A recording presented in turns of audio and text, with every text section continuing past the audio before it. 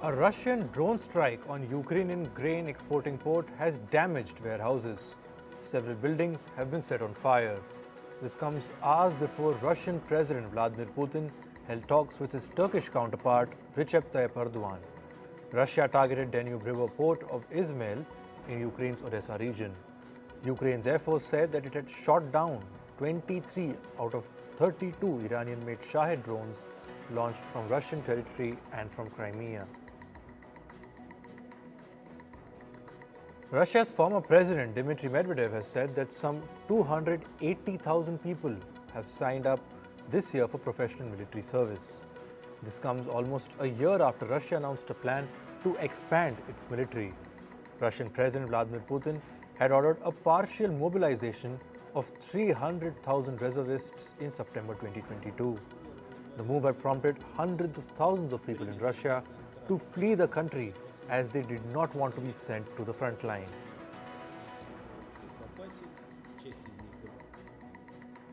Ukrainian President Volodymyr Zelensky has decided to dismiss Defence Minister Oleksii Reznikov from his post. Zelensky would ask Parliament to replace Reznikov with Rustem Umerov. He is the head of Ukraine's main privatization fund. This comes as the biggest shake-up of Ukraine's defense establishment since Russia invaded the country in February 2022. Reznikov was named Defence Minister in November 2021. He has helped secure billions of dollars of Western military aid to fight the war, but he faces graft allegations surrounding his ministry. Zelensky has said that he has struck a very important agreement on training pilots in France. Zelensky said that he had a conversation with French President Emmanuel Macron. France does not have the F-16 fighter jets that Ukraine has been demanding. However, it does have French-made Rafale warplanes and Mirage 2000 jets. Zelensky and Macron also discussed what France could do to protect the Ukrainian city of Odessa. The city is critical for grain exports. US President Joe Biden has said that he is disappointed that his Chinese counterpart Xi Jinping will not be attending G20 Summit in India's New Delhi. Biden added that he is going to get to see him. Xi has pulled out of G20 at a time when India and China ties have soured. Last week, China released a map showing India's territory as its own.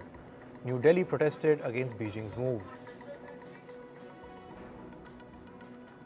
Clashes broke out between ethnic groups in the northern Iraqi city of Kirkuk on Saturday. At least 3 protesters were shot dead and more than a dozen people were injured. The dispute centers around a building in Kirkuk which was once a headquarters for the Kurdistan Democratic Party or KDP. The Iraqi army has been using this building as a base since 2017. The government wants to return this building to KDP in a show of goodwill. However, Arab and Turkmen opponents had set up a camp outside the building to protest the move. Gabon's military leadership has opened the country's borders. This comes as the nation prepares for the swearing-in of transitional junta leader General Brice Oligui Nguema. Gabon's armed forces seized power on the 30th of August. President Ali Bongo was removed and placed under house arrest minutes after he secured a 3rd presidential term in the recent election. Japan has extended a $100 million loan to Jordan. This is to help the country's electricity sector reforms. Japan's Foreign Minister Yoshimasa Hayashi met his Jordanian counterpart Ayman Safadi. Japan has contributed over $4 billion in loans to Jordan in recent decades. Authorities in South Africa's Johannesburg are probing the cause of a devastating fire that engulfed an illegally occupied building on Thursday. The death toll in the incident has gone up to 76. Before the fire, some 200 people were living in the building. After a thorough search, no more victims have been found. The investigation has been handed over to the South Africa's National Police Force. The Indian Space Research Organisation or ISRO successfully launched its first ever solar mission called Aditya L1 on Saturday. It successfully lifted off from the Satish Dhawan Space Center located in the Indian state of Andhra Pradesh. Aditya L1 has now separated from the fourth stage of its Polar satellite launch vehicle, and it has begun its journey in space. This comes just days after ISRO successfully executed its Chandrayaan-3 mission. Foreign ministers of the Association of Southeast Asian Nations, or ASEAN, met in Indonesia's Jakarta. ASEAN nations will discuss Myanmar, the South China Sea, and the region's economy during the summit. ASEAN has agreed on a peace plan that calls for an end to violence in Myanmar. It is also called the 5-point consensus. India's Prime Minister Narendra Modi will be attending the ASEAN summit in Jakarta. Moving to climate, Typhoon SAOLA has now weakened to a tropical storm. This was after it hit the southern Chinese province of Guangdong over the weekend. Local media said that railway operations and airlines were allowed to gradually resume after the typhoon weakened. Earlier, Typhoon SAOLA had forced businesses, schools, and financial markets in China to shut down.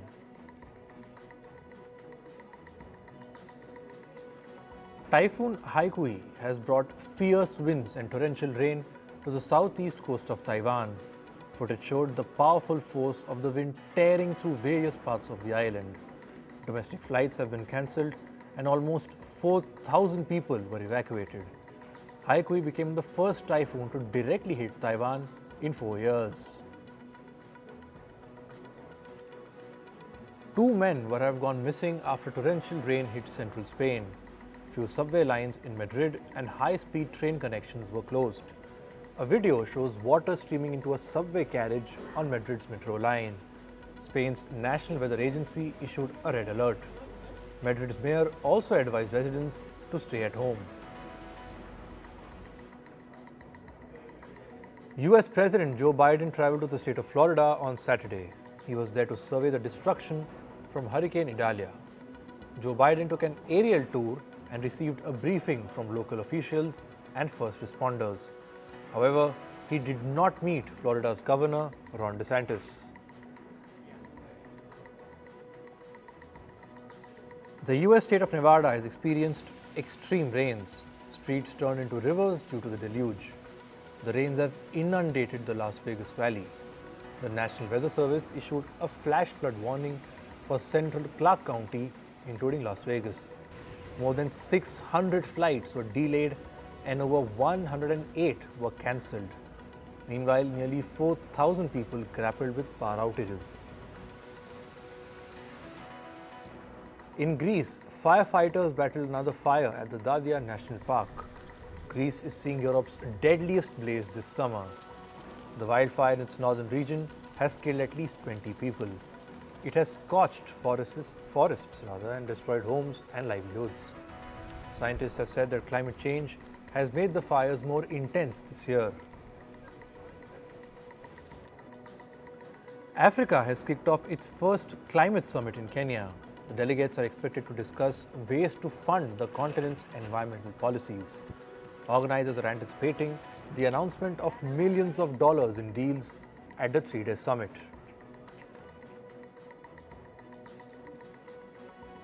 Rice farmers in Indonesia are seeing their harvest dwindle.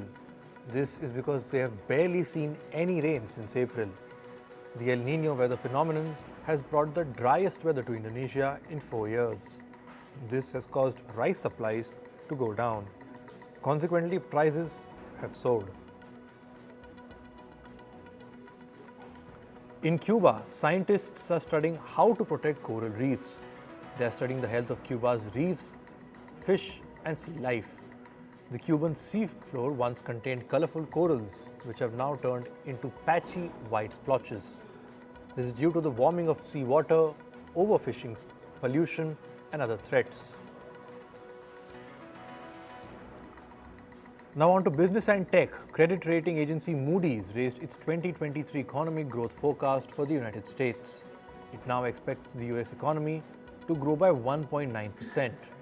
This is an increase from its previous forecast of 1.1% growth. Meanwhile, Moody'S has cut its 2024 growth estimate for China. The agency said that China is facing considerable growth challenges. This is due to weak business and consumer confidence amid an uncertain economy. Canada's economy unexpectedly contracted in the second quarter. Its gross domestic product declined by 0.2%. The reading was far lower than Bank of Canada's forecast of 1.5% annualized growth. This was largely due to slower international exports and household spending. In June, the Canadian wildfires also adversely impacted multiple industries. This includes mining and quarrying and rail transportation. China has announced the establishment of a private economic development bureau. This is to strengthen the country's private economy through policy coordination. The private sector contributes approximately 60% of the country's GDP.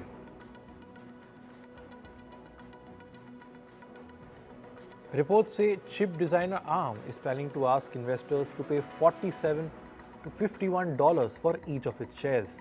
This is when the company begins marketing its initial public offering. The price would put its valuation in the range of $50 to $54 billion, and that would make ARM the most valuable company to list in New York since 2021. The London Stock Exchange Group has reportedly drawn up plans for a new digital markets business. It will use blockchain technology to offer trading on traditional financial assets. With this, the company aims to make its processes smoother, cheaper, and more transparent.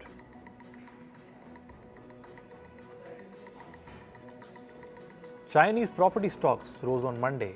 This was after property developer Country Garden averted a possible default. The company has won an agreement from its creditors. This is to repay its key debt over 3 years instead of an early September deadline. Shares in the firm surged more than 13%.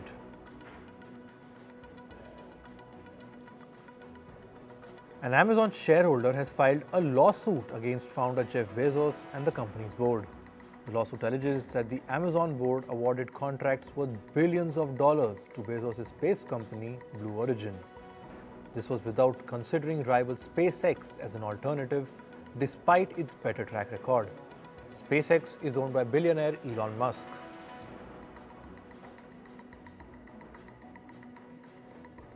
India's Financial Crime Fighting Agency has arrested businessman Naresh Goyal.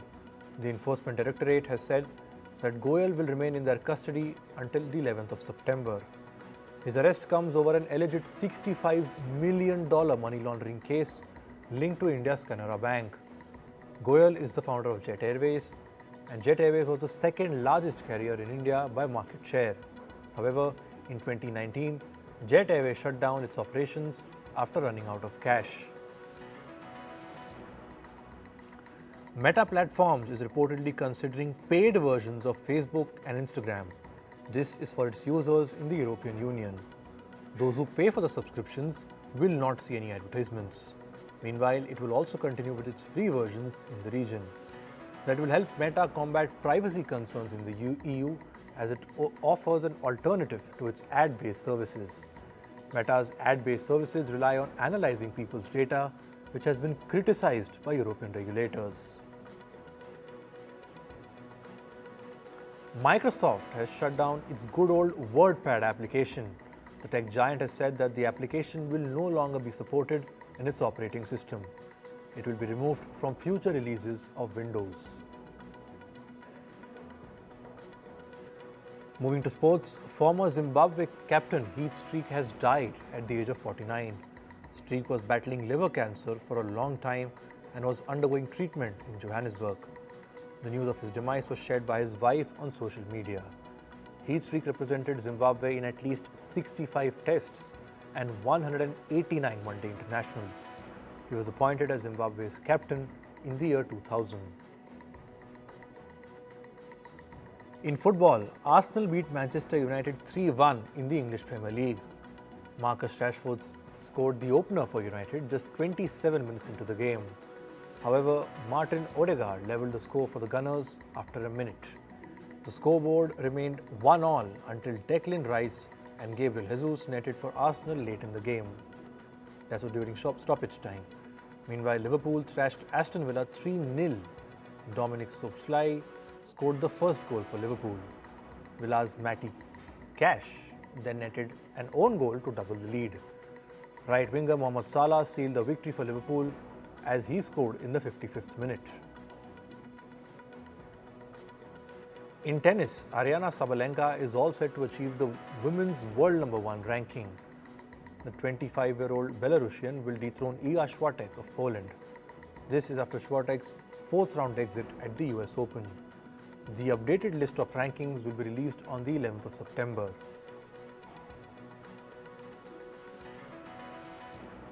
World #1 Novak Djokovic reached the quarter-final at the US Open. The 36-year-old Serbian eliminated Borna Gojo of Croatia 6-2, 7-5 and 6-4 on Sunday. Djokovic's next opponent is Taylor Fritz from the US.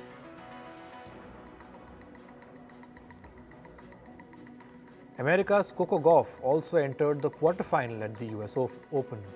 She was facing Denmark's Caroline Wozniacki in the round of 16. Gauff began the match with a 6-3 win in the first set. However, she was overpowered 3-6 by Wozniacki before she rallied back 6-1 in the final set. Next up for Gauff will be Latvia's Jelena Ostapenko. Fifth seed Ons Jabeur of Tunisia made it to the last 16 at the US Open. The 29-year-old registered a 3-set win over Mari Buskova from the Czech Republic. Jabeur emerged victorious 5-7, 7-6 and 6-3 after a match that lasted nearly 3 hours. In Formula One, Red Bull's Max Verstappen won his 10th consecutive race at the Italian Grand Prix. The Dutchman is now the first driver to win 10 races in a row. Verstappen finished ahead of his teammate Sergio Perez, while Carlos Sainz took the third spot. Red Bull has not lost a single race this season. In basketball, Canada advanced to the quarter-final at the FIBA World Cup. They eliminated the reigning champion Spain 88-85, ending a 49-year winless streak against the country. Canada's Shai Gilgeous-Alexander scored 30 points for his team during the match. The 2023 World Weightlifting Championships will kick off today. The event is being held in Saudi Arabia's capital, Riyadh. 6 Indians, Mirabai Chanu, Achinta Shioli, Ajit Narayan, Bindya Rani Devi, Gurdeep Singh and Shubham Tanaji Todkar will be featuring in the championship. However, Mirabai Chanu will only be attending the weigh-in. The championship acts as a qualifier for the 2024 Paris Olympics. In athletics, India's AVINASH SABLE has qualified for the Diamond League final, which will be held in Eugene in the US. This is after he finished 5th in the men's 3,000 meters steeplechase race at the Xiamen Diamond League on Saturday. Sable clocked a time of 8 minutes and 16.27 seconds. Moving to entertainment, Spanish actor Gabriel Guevara was arrested at the Venice Film Festival on alleged sexual assault charges. He is famous for the Spanish teen film franchise My Fault, Culpa Mia. Reports say that there was an active international warrant out for Gabriel for an alleged sexual assault in France. The 22-year-old actor was meant to receive an award called the Filming Italy Prize on the sidelines of the film festival. Singer Joe Jonas has reportedly retained a divorce lawyer after 4 years of marriage with Game of Thrones actor Sophie Turner. Some reports say that Joe Jonas has been consulting with divorce lawyers in Los Angeles and is preparing to file one. He was also recently spotted without his wedding ring. Joe Jonas and Sophie Turner met in the year 2016 and got engaged the following year. They have 2 daughters together.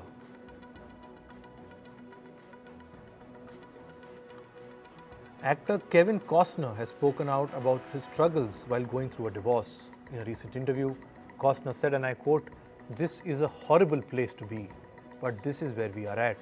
It feels so bad. We are talking about somebody I love on the other side." Costner also said that he still has love for his estranged wife, Christine Baumgartner. A judge has lowered the child support that Costner has to pay to Baumgartner to about $63,000 per month.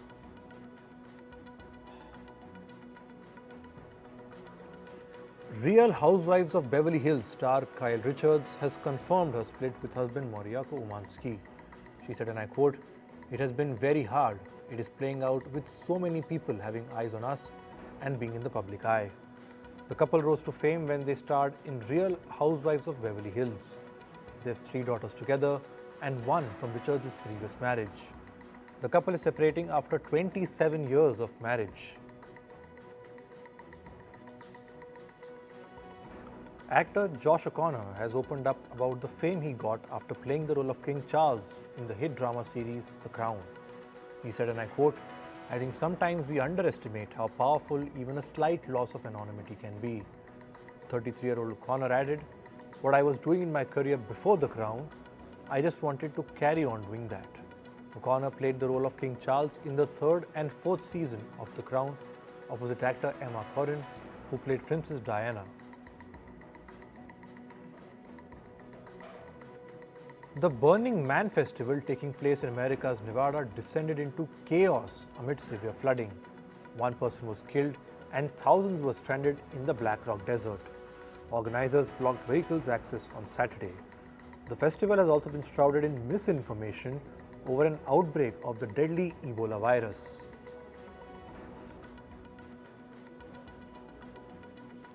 Model Miranda Kerr has announced that she is pregnant with her 4th child. Kerr is a mother to 3 boys, one of whom she shares with her former husband, Orlando Bloom. The model also opened up on her favorite thing about motherhood. She said, and I quote, "Seeing the world through my children's eyes and understanding that each of them has a different way of seeing the world."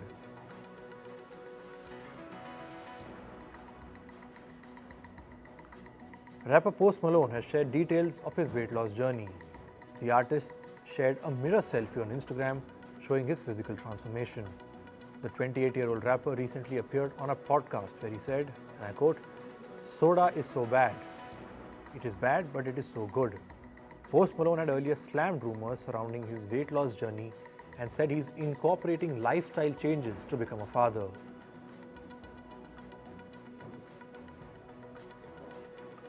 French actor and director Mathieu Kassovitz was involved in a serious motorcycle accident. The incident occurred at a motor racing circuit south of Paris. The actor was immediately rushed to a hospital where he gained recognition, or rather Kassovitz gained recognition in the film industry in the year 1995 with movie La Haine.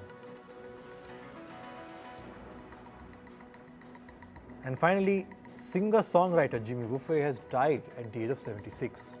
The cause of his death is not known yet. Buffett called his music drunken Caribbean rock and roll. He is most famous for his song Margaritaville, which was released in the year 1977. Several Hollywood celebrities paid tribute to Buffett.